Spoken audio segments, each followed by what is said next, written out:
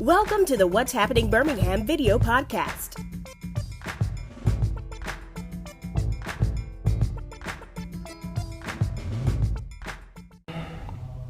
Hello everyone, this is Jarvis S. Scott with What's Happening Birmingham. Today I have the honor and pleasure, I have attorney Katie Larsen from Mitchell & Larsen PC. Attorney Larsen, how you doing today? I'm good, how are you? Great, thank you for coming on the podcast today. Of course. I want to bring on Attorney Larsen today because I want to talk about very, some people will call this topic a very taboo subject in society, but I don't think it's taboo because really everybody deals with it. Debt. So who better to talk about debt in law than a bankruptcy attorney? And I brought on Attorney Larsen to talk about it. Since the pandemic, it's been a lot of changes, especially with people's, bank accounts, how much money, the cost of living. If you're watching this podcast today, the student loan, it's time to pay back up after years of kind of pushing it off and deferring and forbearance, whatever the case may be. Well, all of this, and I think you agree with this too, Katie, is that all of it's like a snowball effect. Yes. And it'll just start snowballing on you. And one day, one thing I guess you agree is that you don't go into debt overnight. No. It's a long process. Yes. How it happens. So before we kind of get into this interesting conversation, just kind of give some background information about yourself and just tell the viewers. So I'm from Huntsville. I was raised there. Both my parents are bankruptcy attorneys, so I like to say that I kind of grew up in the back of a bankruptcy courtroom. I came to Birmingham almost 10 years ago. So I went to UAB for my undergraduate degree, and then I went on to Cumberland School of Law, and from there I started the practice of law. Okay, so one thing I was glad you started with that bio. Let's get into I like to call it the cycle. Just do it, I like to say scenarios.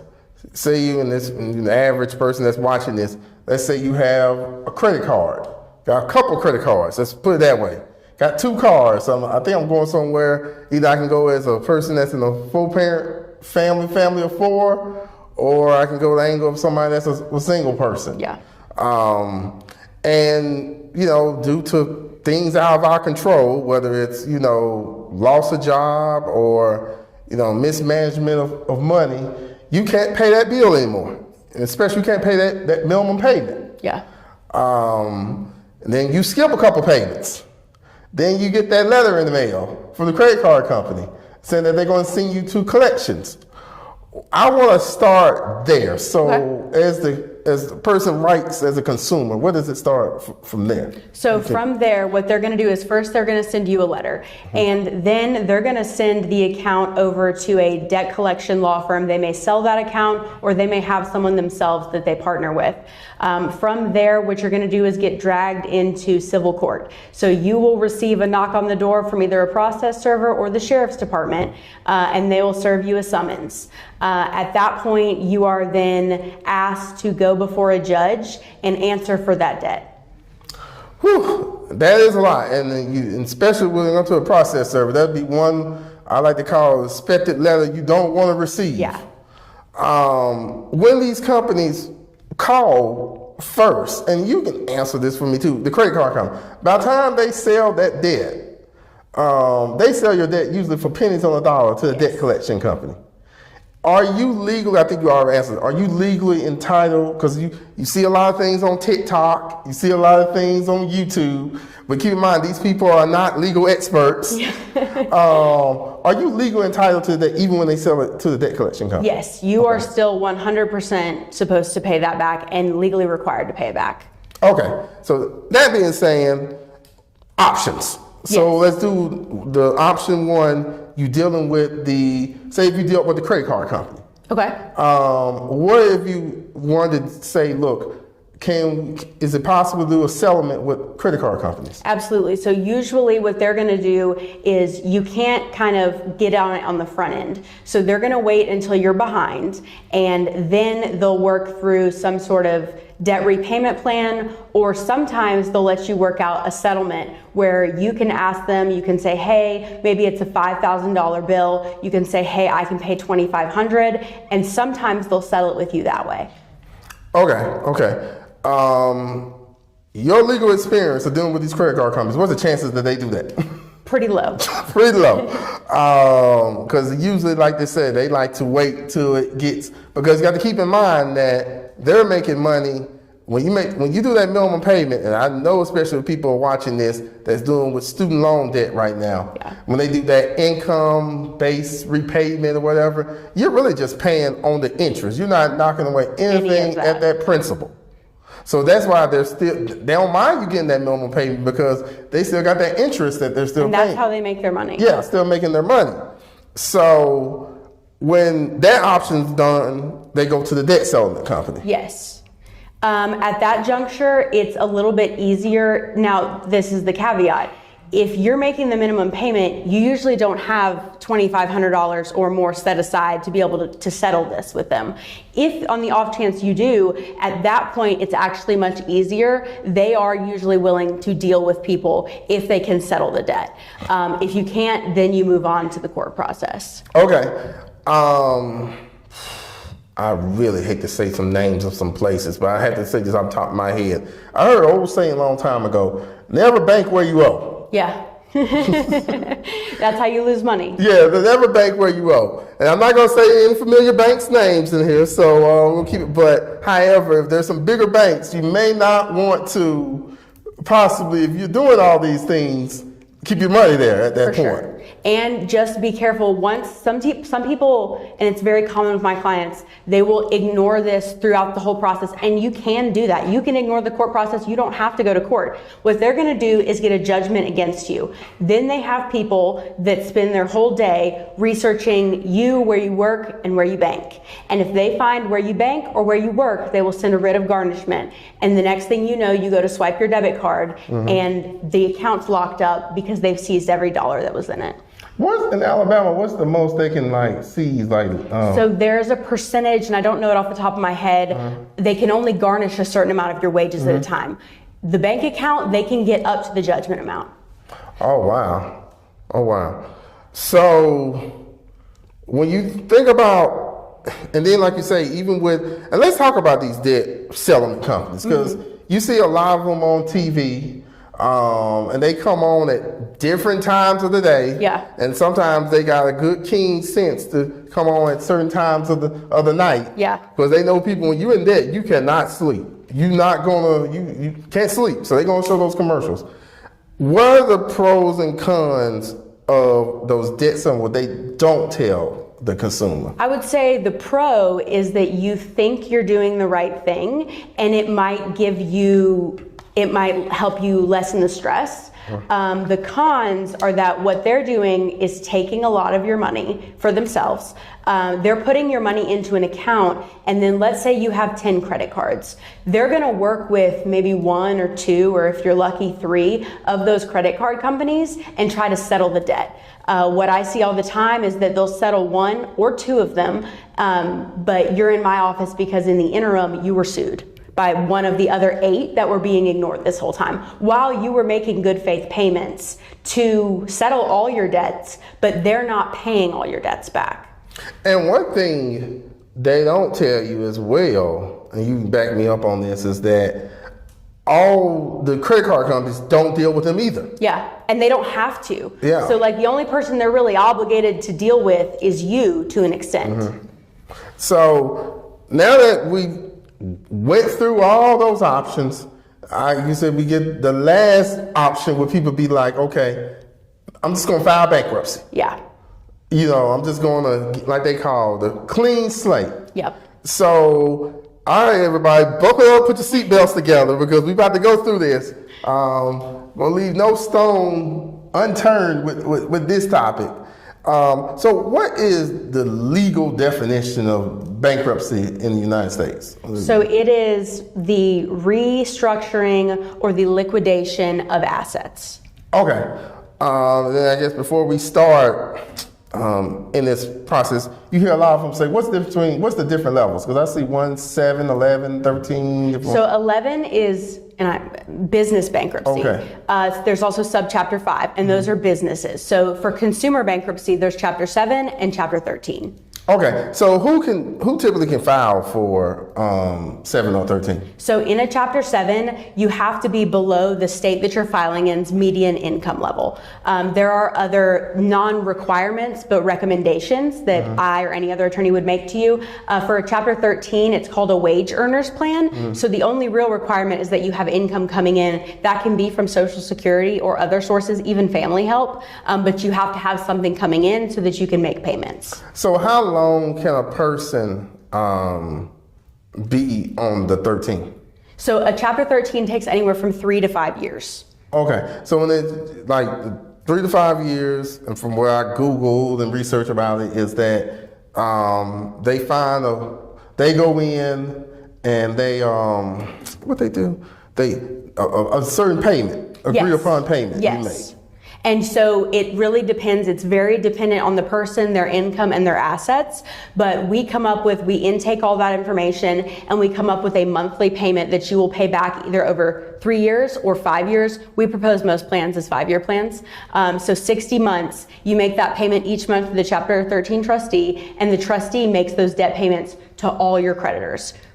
Okay, so before I flip over to the 7, what are some things for the 13 to go, I'm gonna say go wrong, but for the 13 not to get discharged? So usually what happens is it's either not proposed in good faith, so you don't make it past confirmation, whether that means there's too much equity in your house and you're not proposing to pay back enough, or what I see mostly go wrong is people stop making or can't make their payments. Okay, and while I'm thinking about this, and then also you gotta think about this as well, you'd be like, I wanna file bankruptcy, is 2 things. Your phone start blowing up. You get creditors, you get people proposing to be creditors. Yeah. I mean, you're getting phone calls non-stop every day and then also too, these debt collection companies or the creditors got smart, they'll call your family members. Yeah. And they'll say, hi, I'm such and such from ABC Bank. And then they have your family members worried about, hey, somebody from ABC Bank called because you may have listed them as your previous address of where you live in. They're doing a Nexus reverse search, whatever, to find, because they're just trying to find where you are. What are a person's rights? I read somewhere it's like, I don't know what it is, like 7-Eleven, or is it something like where they have this amount of time to contact you? So I don't know. It's kind of open season when you owe anyone anything. But what I can say is the day you file, the minute that I like to tell my clients, I click the button and file their bankruptcy case, the automatic stay goes into effect. And what the automatic stay does is, by federal law, you are protected and they can no longer contact you at all. So let's get to the 7. So the same person qualified for the 7. Walk me through when the 7 happens. So it's a liquidation of all your assets. Obviously, an attorney would not sign you up to file a Chapter 7 if you really had any assets. So what it actually is in practicality is you're getting rid of all your debt and you're keeping your car, sometimes your house. We never sign people up to lose their houses, but if you don't have a lot of equity in your house, you could keep your house and just discharge your debt through a Chapter 7. Oh, wow. So, and I always like to ask these type of questions because I know the viewers may be listening to this. Do you need to have a lawyer? You don't have to. But also tell them the caveat. Yeah, so you definitely don't have to. Bankruptcy is, and I hear it all the time from my colleagues that are not in bankruptcy, it's probably the most complicated area of law. It's incredibly complicated. We have our own code, the bankruptcy code, and I see all the time debtors that are pro se come into court and they have forgotten or neglected to file a required document or done something the right way, and their case gets discharged and they don't get the benefit of the Chapter 7 or the Chapter 13 because they tried to go at it alone.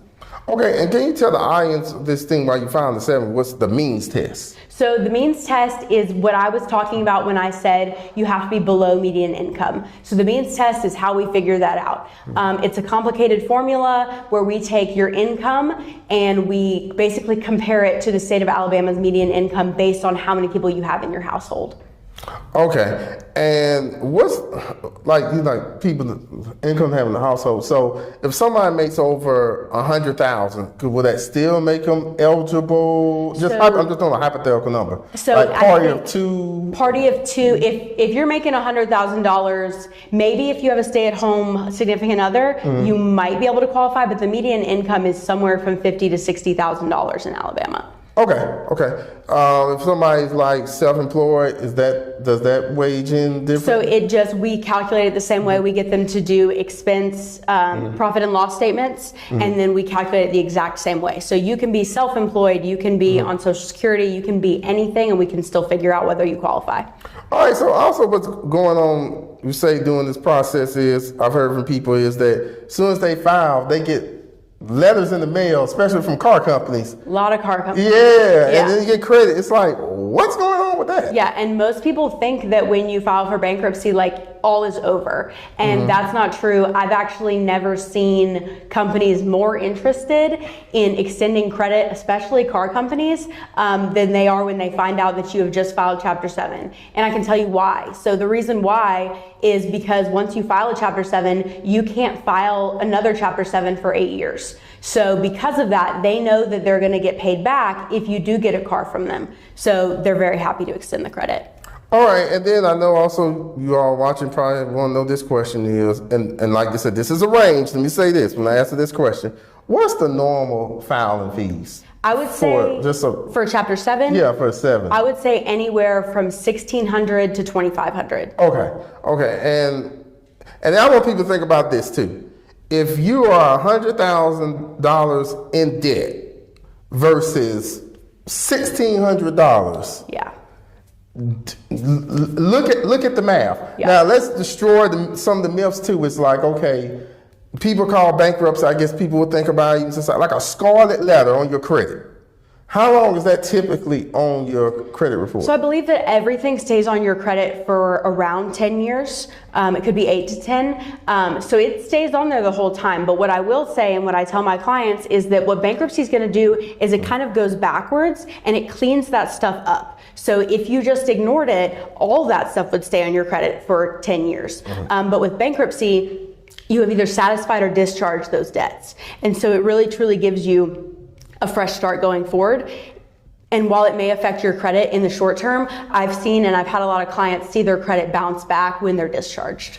Okay, and like what's the typical process on the Chapter 7 phase once you file to you officially get that discharge? So what it looks like is, so first you'll go and see a lawyer and you'll have your initial consultation. They'll see if you're eligible. Then goes the document collection process. They'll collect bank statements, tax returns, income records, things like that, and then they'll get you filed. After you're filed, within around 30 days, you'll have what's called a 341 meeting or a meeting of creditors. That is where, ever since the pandemic, you will usually call in on the phone and you'll have a meeting with your assigned trustee. So the trustee will ask you identification questions. They'll confirm information they were given about your assets, things like that. It's usually not a very long call. And after that, the trustee will then file a report of no distribution if there's no assets to be distributed. After that, it's just a waiting game to get those discharge papers. So what debts are discharged in bankruptcy?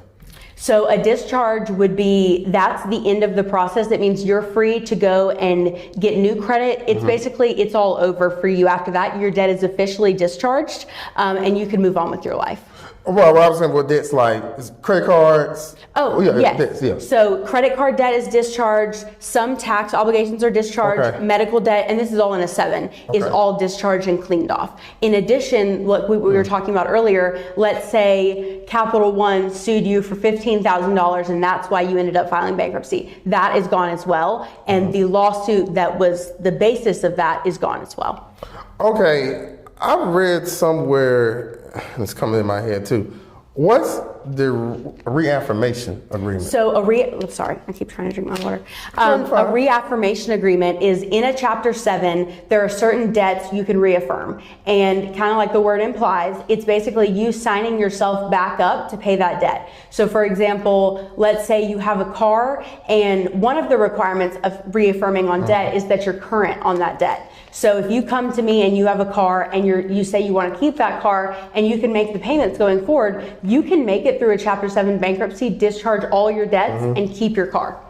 And the same is true of a house. Okay, so what you would think would be the con behind that? Say for instance, where I read somewhere they'll say don't sign the reaffirmation agreement. I read something, you can tell me whether it's true or false. Can the creditor can they repossess the car? If you don't sign a reaffirmation agreement and you have yes, they can. Okay. So that is still, usually if they're repossessing a car, it's because you're surrendering it in the bankruptcy. They won't touch it while you're in the bankruptcy because like we talked about, the automatic stay is in effect and they can't. But if you don't sign the reaffirmation agreement, and there are some good reasons not to sign them. Occasionally there'll be like predatory lenders that will try to sign a reaffirmation agreement with 80, 90, 100% interest on that. So that's kind of. Okay, so, man, we're breezing through this. How often can somebody file bankruptcy? So Chapter 7, and the answer depends. You'll see a lot of people filing Chapter 13s one after another. So the rules are getting a discharge through the case, so finishing the case. So in a Chapter 13 after another Chapter 13 has to be 2 years from the date of discharge. A Chapter 7 is 8 years from the date of discharge. Oh, wow. So what are some consequences of not filing bankruptcy? Let's just say there are a lot of consequences of not filing bankruptcy. So I would say the biggest one is the constant harassment from creditors. The calls, the texts, the emails, the showing up at your house, the showing up at your family member's house, the lawsuits. It can be very jarring for people who were trying their best or were working through debt settlement to have someone show up at their house and serve them a lawsuit when they've never been served a lawsuit before. And so really there is no way to avoid the snowball effect, like we talked about, of these debts crashing down on you, except for to do something about it. And the answer to that is almost always bankruptcy. So, and this is another situation I want people to think about. This is a scenario too. Let's just say, for instance, you have your name on grandma's checking account, or grandma got a CD, grandma's got a savings account. You never touched it a day in your life. Yep. Can creditors come after in the state, let me say, in the state of Alabama? Yes. So if your name is on the account and you're a joint owner on that account and you have, power to put money in or out of that account, they can and they will. Okay. Can they touch your 401k? No. Can debt collection? No. Creditors? Okay. Not in the bankruptcy. Does that count? That is exempt through federal regulations. Okay, cool. We already covered what if you miss a payment. Can you convert a 13 to a 7? You can. Okay. So usually if you're in a 13, there was a reason for that. Whether that's you have a lot of equity in your home or you're behind on your car. Let's say you were behind on your car, but you were Chapter 7 eligible and that car breaks down or you wreck that car. You can then convert from a Chapter 13 to a Chapter 7 and get your discharge in total of about 4 months. All right, let's destroy another myth. Once you file, how can people find out? Is it the scarlet letter? So I would say that it's, for an average person, pretty hard to find out. Anyone can make a Pacer account. It takes a few days and it's it's not very intuitive. And then you have to pay to do the search on someone's name. So if somebody really, really had it out for you and wanted to find out, they could. But if you just Google your own name and you file bankruptcy, it's not going to come up. Okay, and I guess this next thing was this is for the married people. Will their spouse be notified? So no one will notify anyone. They won't notify your job. They won't notify your spouse. What I will say is that your documents from the bankruptcy court will be sent to your house. And so if your spouse opens the mail, then maybe. Okay, so once you get out of the bankruptcy, receive your letter, what can you do to rebuild your credit after it's? So there's a lot of things you can do. I would say, good financial habits, things like secured credit cards are options, and they're secured credit cards, so they will usually approve you for that. Things like if you need a new car, getting a car loan. Really making sure that you're participating in the financial aspect of your life and not just kind of hiding out of fear that they won't approve you. Okay, and another thing too, I want people to think about this too. So I think I read up something. It was like, well, after 6 months, it's two things they can. I guess creditors can come back, or you have to talk to your attorney about if you win the lottery. Yes. And you get an inheritance. Yes. So there's something called the bankruptcy estate. Okay. That is, let's say I filed, that would be my bankruptcy estate. So if money comes into the estate within 6 months after you file, let's say my grandma passes and I get $400,000, then they can go back and reassess the case. Or if, like you said, I forgot what the second one was. Well, inheritance. Inheritance, yes. Or some lawsuit proceeds come in, like you had a car wreck case. Then that goes into the bankruptcy estate and they'll reassess your case for the liquidation analysis. So let's say if they may be on the edge, let's just say if somebody's name, if it wasn't their primary residence of a house, but they were thinking about filing bankruptcy, that comes into play if it's like? It only comes into play if your name is on the deed and the mortgage. So like when I search, and I regularly do search Jefferson County property records, if your name comes up, that is your house. Now, what I will also say is, let's say grandma passes away and you're her heir. The house is still in her name. That is your property. And so I always ask people, do you have anything? Has anyone passed away? Even if it's not in your name, that is still your property, and that comes into play. Okay. So I guess one thing I want to kind of breezing through is, what are some, I guess, I've had a lot of questions. What about student loans? So student loans, and that's a tricky subject. Yeah. So student loans, and most lawyers will tell you they are generally not dischargeable in bankruptcy. However, the Department of Justice came out with, I believe it was in 2022, some new guidelines. So to get a student loan discharged through bankruptcy, you have to qualify under what's called hardship. So it was really hard, almost impossible before these new guidelines came out to qualify for that. Now that the DOJ has come out with these new guidelines, they created the guidelines to make it a little bit easier to satisfy that hardship standard. So I would say it's worth consulting with an attorney if you have a lot of student loans, especially if you feel like you might be Chapter 7 eligible. It could be worth it. So I think another thing a lot of people don't think about either is, like, we always talk about credit cards, but it's like these payday loans. Yes. As well. So they will turn around and sue you just as fast as a credit card company will. Usually the interest rates are like even higher than a credit card are. And so a lot of the clients that I see, the payday loans have gone bad. They've either sued or they're trying to collect in some other way. So if somebody's thinking about, like, let's say they come to, what are some things they can do? So things if you're considering it, my best advice to you is, I would say 90% of bankruptcy attorneys offer a free consultation. Okay. So they will let you come in their office, sit down with you. They will ask you all the questions so that they get the best idea of what you have going on, and they can give you the best advice from there. And it costs you nothing, and you'll learn something from it, even if I never try to convince people to file. Sometimes I tell people, you're not in a spot where you have to do it, or you should try this, or you should try that. And so it's just free advice. And so if you're thinking about bankruptcy, my best advice would be sit down with someone.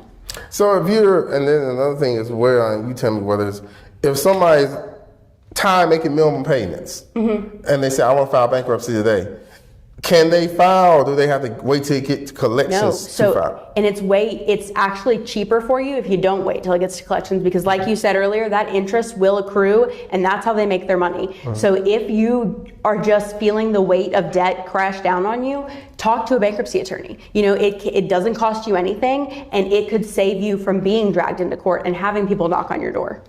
All right. What are some things, I guess we breeze through this, what are some things you like about your job? So this concentration. Yeah, so I have always, since I was very young, really liked helping people. And the best thing for me is people will come into my office, we'll talk about it, and they'll say, wow, I feel so much better, before they even leave. And I would say that that is the most rewarding part about my job.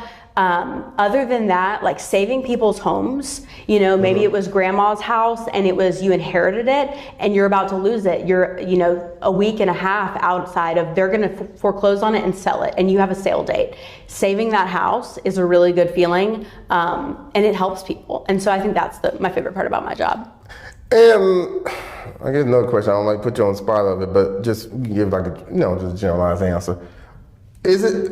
What are chances people file bankruptcy repeatedly over time, you know, multiple times? Is that chance very... It's not super high, but there are definitely repeat offenders. So in a Chapter 13, it's not necessarily a bad sign if you file more than once. Sometimes you file a Chapter 13, things go wrong. Let's say you lose your job, you can't make your payment, case dismisses. You don't actually have to wait that 2 years. You can refile immediately when you get a job or when your circumstances change. That's all we have to show is a change in circumstances in good faith.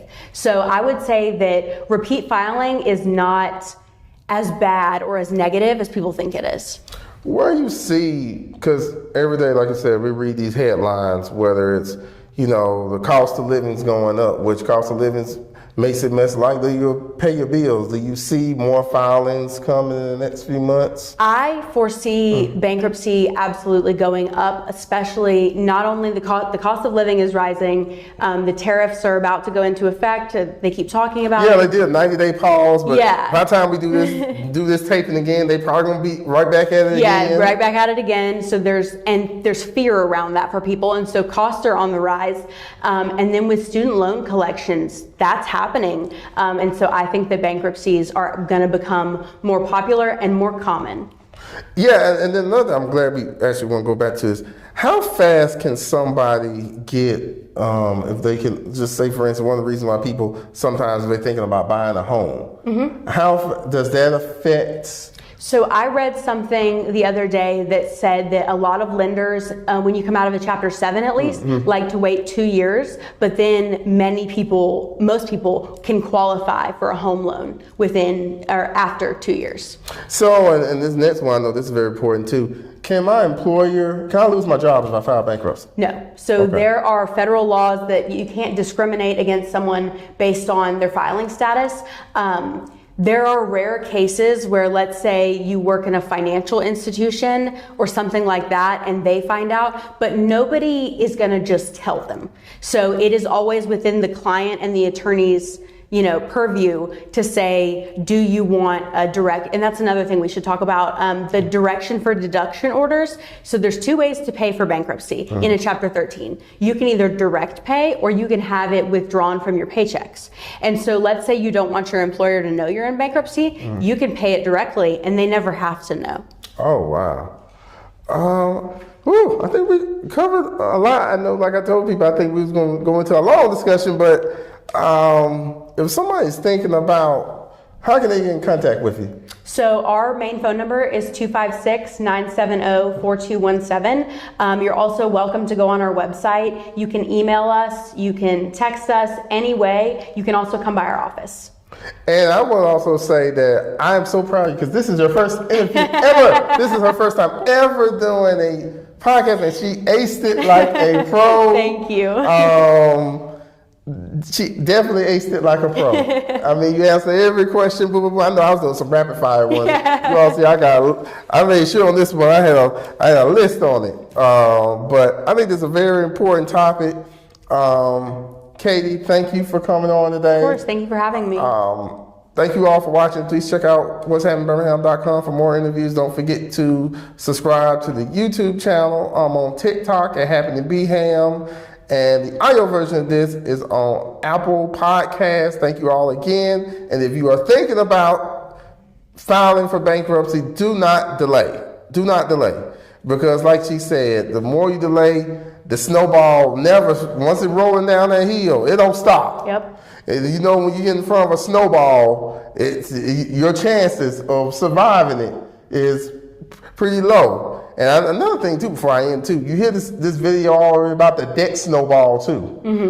I mean, those years that you're thinking about, you was like, well, why do you want to waste 3 to 5 years or 7 to 10 years to pay off a debt? Yeah. Where you just go and get a fresh start. So, I want you all to think about that. Thank you all again. Have a great day. Bye-bye. Thank you for watching the What's Happening Birmingham video podcast. Please check out our website, app, or subscribe to our YouTube channel for the latest videos today.